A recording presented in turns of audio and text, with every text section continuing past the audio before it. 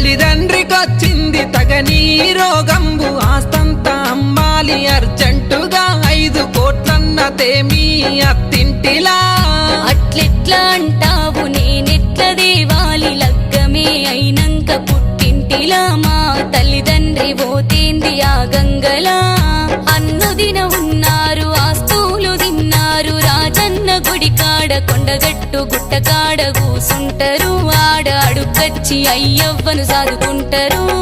అక్కెట్ల ఉంటుందో బాధ్యత ఉంటుంది ఆస్తులు ఉంటేను పంచుకపోలేదా అప్పులు ఉంటేను కట్టెళ్ళిపో.